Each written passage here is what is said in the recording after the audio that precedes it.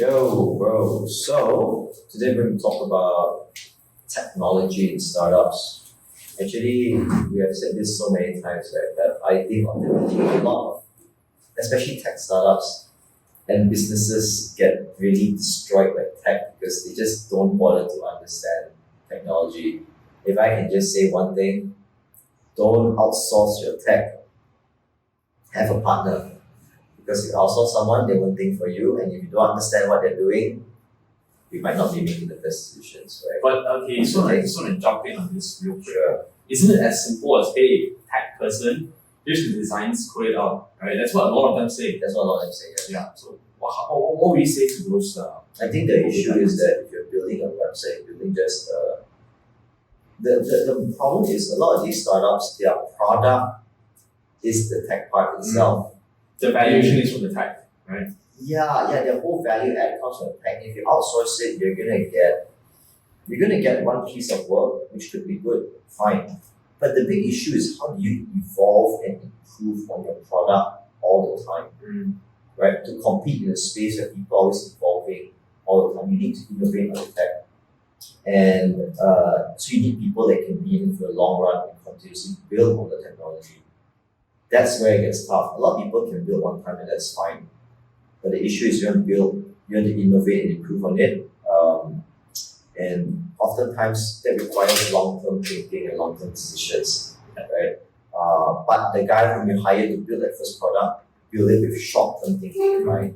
So Because they just want to get the job done and finally the incentives are not aligned anymore. The goals are not aligned. They say, hey, get it done. Business guy, are you happy? I'm happy. Get paid. Bye. Right? But if business guy wants to add any form of new features in the future, it's going to be scrapping code out and rewriting code. Right? So that is, of course, the nightmare scenario. Right. But ultimately, let's say that guy was crazy good luck. He built a really great product. Cool, right?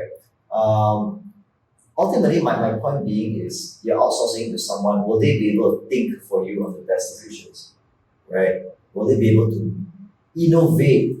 When you say think and innovate, you mean on the tech side or on the tech product side? On the tech side. Product features? On the tech side. On the tech side. Nothing to the product. On the tech side, will the guy be able to make the long-term decisions and think the long-term questions that you need to run a tech business, right? If so happened that you were lucky and the guy just was doing the good stuff, fine, sure. But just so happened he was good and he was just thinking short-term decisions that so happened were good for long-term as well, right? One specific example is, programming language. A very specific example, programming language. A short-term guy would say, hey, I'll just go with what I know best. I've been doing this for the past 10 years, I'll stick to it. It's really good. And it's not surprising, right? People with the experience, right? They say, hey, I've learned this language for a long time, I'm good at it, let's stick to it. But if you think long term, you may say, wait a minute, actually in 3, 4, 5 years' time, or as a startup grows, we want to attract more talents and attract better people. I can't be doing old languages, I need to be using more modern, newer languages, even though I might need to make upfront decisions that don't make sense now. And that's the thing. Is there a direct value add, like something like, if they stick to the old language, they have to reuse the technology? Software developers have told me, if you're using this new language, I'll take a 20% pay cut to join you.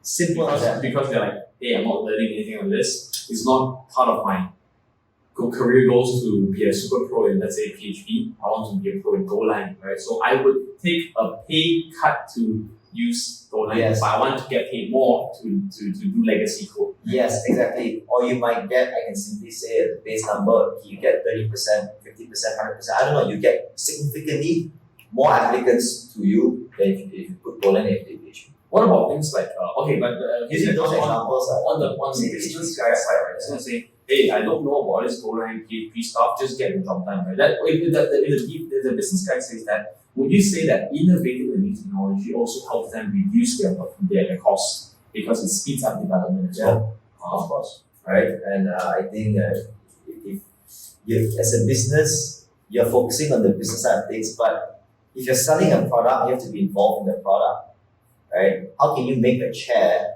and not understand the chair, not be involved in the design of the chair? You may outline the chair, hey, I want the chair to look like this, but you don't say the materials, you don't go into the details of it. Then you have a plastic chair. Yeah, you get a plastic looking chair, you get a shitty looking chair. Paper share. So because ultimately tech is part of the product. People think tech is like, okay, legal, like accounting, okay, I trust someone to do it. But no, tech is the product. Like based on the conversation you had yesterday, understand your core, right? If your core is tech, you're going to need to have a very solid tech team. But then this boils down to the question about in-housing or outsourcing, right? You're saying now Find a to partner. in-house, find a partner, right? Okay, it's true. Find a partner to in-house. Because if you're doing a tech startup, you need to have a solid tech team, solid tech partner. If you're running a chicken rice stall and you want tech, then you will outsource it, right? No, I mean, what's your core offering, right? What we're paying you for? If you're Airbnb, we are paying you for the room, but your platform is part of the product. No, the platform is the core because the rules wouldn't even be there if there's no platform. Yeah, no, but I'll say this at Airbnb. Look, ultimately, we are paying for the rooms, right? Airbnb just is a very big tech. But what gives Airbnb the valuation has to be? Yeah, no, so it's like okay, Apple, right? Apple or even McDonald's, right? I'm paying for KFC chicken, yes, but that whole infrastructure of KFC, the shipping, the machinery, the people in there, that's part of the product that I'm indirectly paying for, because that's how they get KFC down to $5 or $6, right? Because that whole infrastructure is there. Same thing for Airbnb or for any other business that wants to add a tech element in there. Most often, the tech element is part of the product, right? The experience that the customer is paying for. Right. Anything to do, okay. If you define yourself as a tech startup, then definitely you're going to need to start it. If customers will not pay you because of your product, your tech, then yes, tech is part of your business, right? Whereas a chicken rice shop, if you have a website, it doesn't matter. I don't care. Yeah. You just outsource the website and it's not the score. It's just a lead generation channel. It's just a marketing. Yeah, customers are not relying on the experience of the website to make a decision whether to buy or not. Because if they make a decision, then your website is part of the product. If it's a chicken rice marketplace, very different story, right? Customers are coming in, they see a very nice marketplace, and I'll buy much of it because of the marketplace. Like if the tech has that kind of ability to influence people's decisions, right? And then again, you ask yourself, right?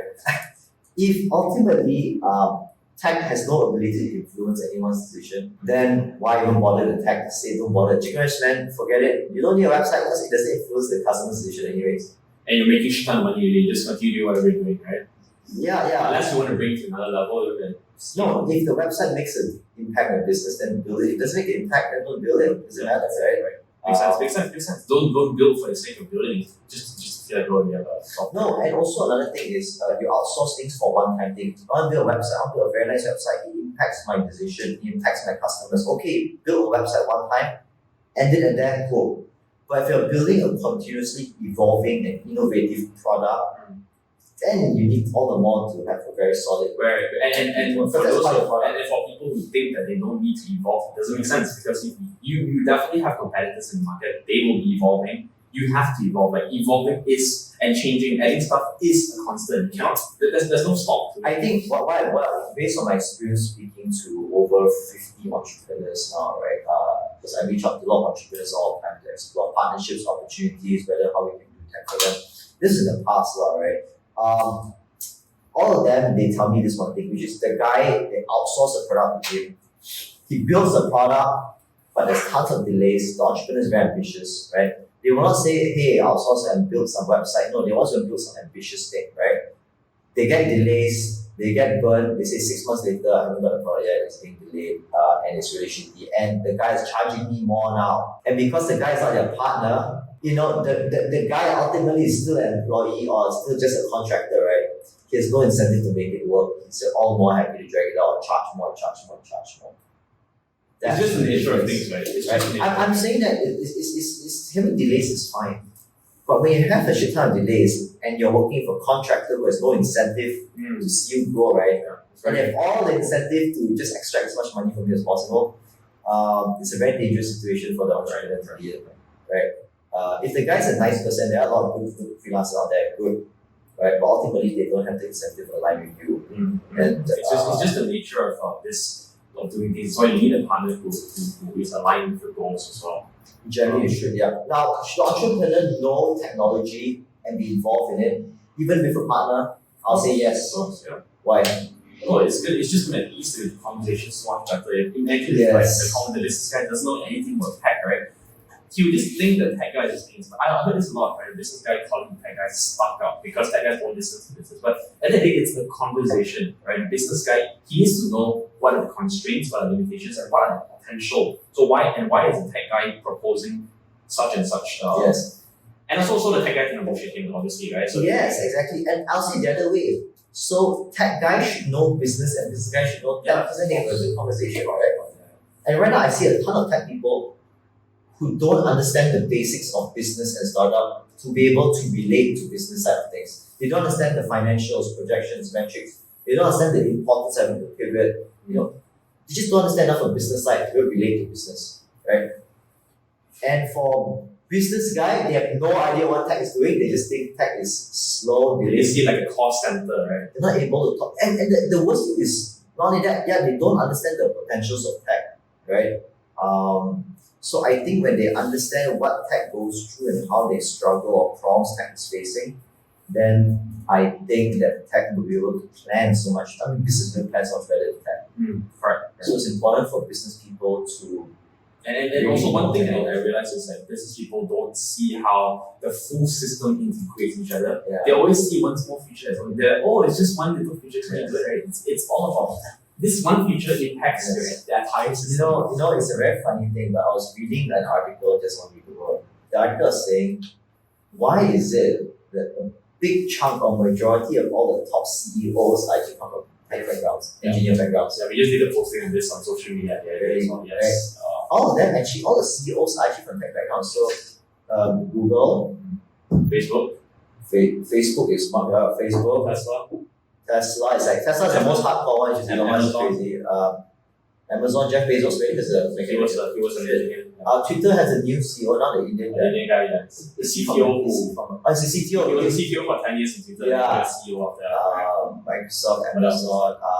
So I remember the list had like 5 names, and these are massive names. These are all the top names. I think MasterCard or something, I'm not sure. I can't remember. Yeah, but the point is, given the biggest companies in the world all have tech CEOs to run their businesses, Larry Ellison, I would like to say, I'm not sure Larry Ellison I know he's a very big sales guy, but I know that he calls himself chief architect. That's his role, chief architect, right? So it's interesting how to see the big CEOs all have some form of tech expertise, because ultimately, I guess they're building tech businesses, right? And you need to have tech expertise. You want to be running a tech business. That doesn't mean you don't have good business skills. They have very good business skills, but you need to have tech skills as well. True. Very true. So, and it's an individual who's able to leverage both and see the connection between both is the ones that will make the most make the most money out of it. No, exactly. Well, you say there's any business where, how the people do in the old days, I don't have tech at all, I don't want tech, I want a business to be so innovative and so successful. Can you make an innovative business today without tech? Of course. What's an innovative business you can make without tech? Any innovative business in the world without tech. Innovative means something new that's not been done before. Like second-hand chicken store is not innovative, right? Maybe, I invent a new chicken recipe. Sure. Innovative. A restaurant that invents new recipes. Maybe you start a playground for dogs. Is that considered innovative? Because I haven't seen one before. This is just meant for dogs. It's a playground. You pay for your dogs to come and socialize. Is there one? I'm not sure. Okay. No, you see, right? So I think why people rely on tech a lot is because tech is always having new ideas. So it's so easy to innovate there. Whereas for traditional businesses, it's not easy because it was something that if Planet for Dogs was so popular, it would have been done 100 years ago already. And if you were to try it out now, look, the cost to it is very high. You have to get a place, you have to buy equipment, you have to design the whole place, right? And it takes a lot of time, a lot more time. Yeah. For software, it's cool. Yeah. It's all cool. No, but I think the main thing, honestly, if you ask me, taking out capital costs aside, it's fundamental. Software can achieve a lot of money. You think about how much time to spend developers to invest in building product, right? But the thing about hard businesses is that if it could have been done, it would have been done like 50 years ago. What about how you see how our phones are always evolving? our cameras and evolving, would you categorize it as tech? Yes, those are all tech. Those are all tech. Let's talk about what tech means. Technology is anything. Okay, fine. I'll keep it simple. Technology is anything that's a software element. Camera? It can be programmed. Software has software elements there. You know your camera right now, especially all your and that's why you see all the innovations are happening in the mirrorless camera, not the mirror camera. Mirror camera, right? Okay, then you get some software, but a lot of innovations happen with Sony cameras. They're mirrorless. Tons of software there. Face tracking, tons of software. Those are all software right there. Full on software, right? So any business that doesn't require software, right? Fundamentally, science labs. That's still technology. Is that tech? This is biotech. So you got biotech, you got biotech element there, right? But software is leading the revolution because software is moving very fast, right? You got a hardware space, electronics is not moving as fast, but it's still moving as well. So often you're going to need your hardware to complement your software as well, right? Yes, but you see a lot of the businesses nowadays, and because businesses are being so digitized and revolutionized that. And look, tech people have been talking about this a lot. Among techies talk about this, they analyze this a lot. They look at the different segments of tech and they see why software is leading the revolution. Software is moving so fast. Hardware just moves very slowly.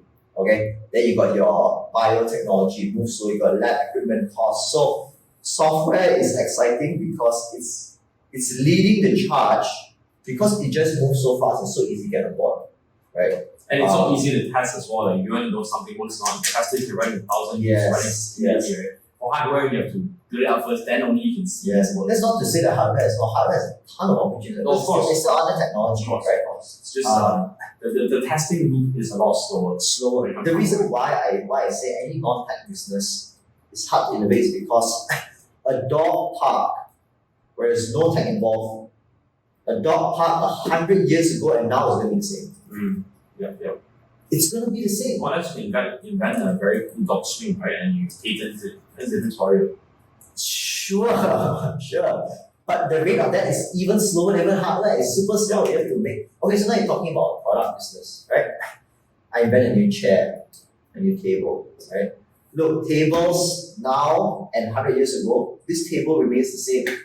Maybe you change it a bit, but table has not changed. I have one idea. You see in I think it's in Hong Kong or something where all the rooms are very small, right? In Hong Kong, everything's expensive. So they have all these very interesting ways of setting up the room where you can, your tables can be pushed into a wall, and your bed can be like flipped up. This small room that we have right now is literally where they live, and then they can do all everything inside the room because they push everything away. When this table can be folded up, right? That's innovation right there. Yeah, no, so that's part of innovation, right? And that's something that Murphy's bed has been around for 10, 15 years, right?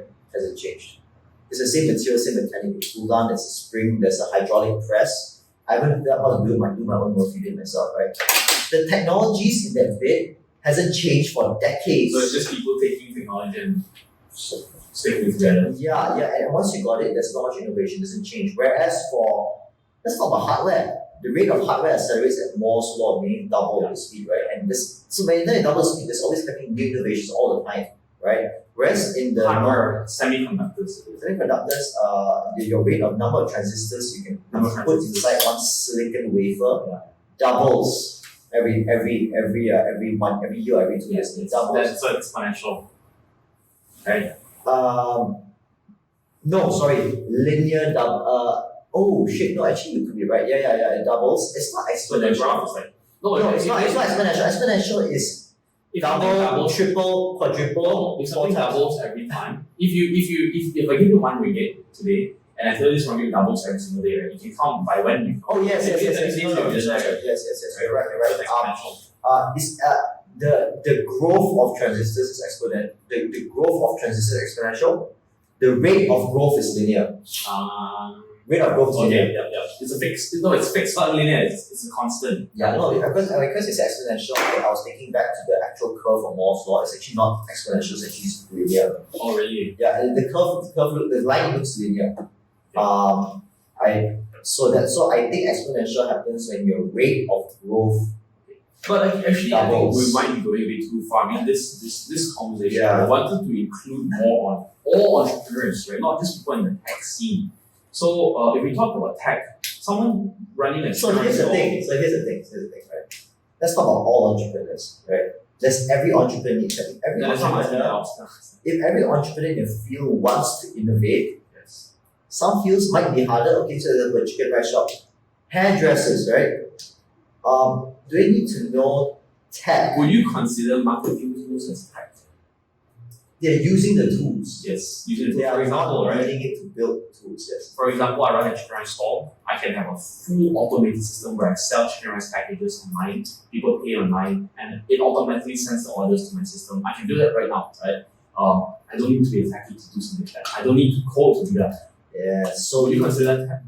no, I'll say that is tech savvy, Tech savvy? digital savvy, able to go digital. But you don't need to understand technology. You don't need to know what's HTML, CSS. You don't need to know what's programming language. You don't need to know software. You just need to know how to use a tool. That's it, right? So I'm making chicken rice. Do I need to be a physicist to understand the laws of fire and how things burn and the thermodynamics of steel plates to cook the chicken? Yeah, no. No. You just need to know how to use the tools, right? How to use fire, how to use How to use the oven, right? like will I use a pan and then would I need to know like when I spin the chicken at a certain rate keep the heat, right? Do I need to know that? No. Is it to open the oven, put it in so that it's weight? Yes. No, I need to look. Then again, here's the question. The best cooks in the world understand the laws of thermodynamics and physics, right? To make good chicken. They know that I need to put a certain temperature and they know the concept of oil, how oil dissipates heat in the chicken. That's why I use oil.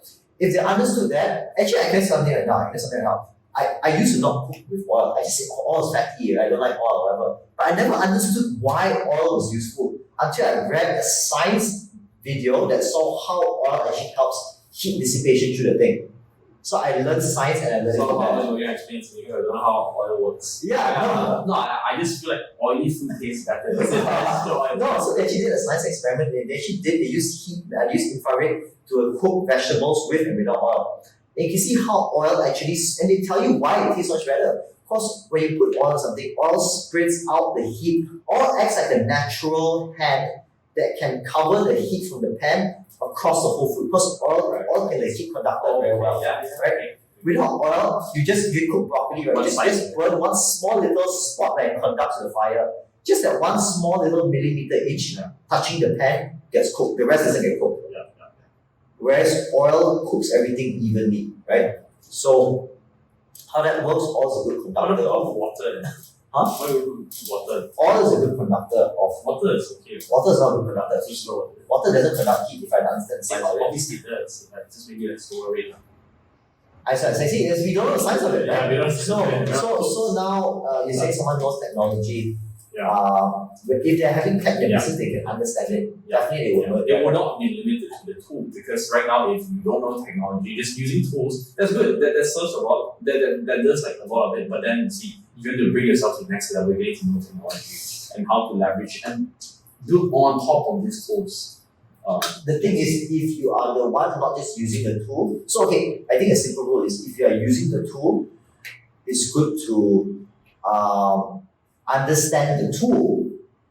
But if you are building the tool, you have to understand the inner workings of that tool itself. You can go a layer lower. That's it.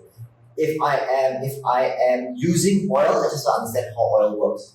If I am creating oil to make my food even better, I'm like go down one level over the molecules of oil. So now to the business owner out there who is selling chicken rice, they don't need to understand tech. They're not building technology, they're using tools like whatever using website. Which is good enough. Just understand what's the website. Understand what is email automation, right? Yes, understand what it is. You don't have to know the lower level of like programming languages or whatever. Because you know how Facebook automates and does the audience segmenting for you. You don't have to know the algorithms beneath it, right? So that's building the tool. I'll say you don't need to know it. Yeah. But most startups, if they are building tools, yes, obviously. Yes, right. Then you need to know how to. Okay. If I'm running an e-commerce stores, doing drop shipping, selling this from you need to understand the tool. I need to understand this guy. You don't need to know how the tool is built. So I need to know how to use Shopee, integrate to my CRM. Understanding how to use it, understand how it works. I need to know how this thing, but I need to really know what if you used to do this and why is this superior compared to my competitors? Yes, but you don't have to know the inner, the one level lower. Same thing like, I understand how oil works. Good, I understand how it works. But if I want to build or make oil, I have to go one level lower, how the chemical composition works of oil. That's a different level. Okay, yeah, cool. Awesome. So I think that's technology covered quite a lot. And yeah, Yeah, cool.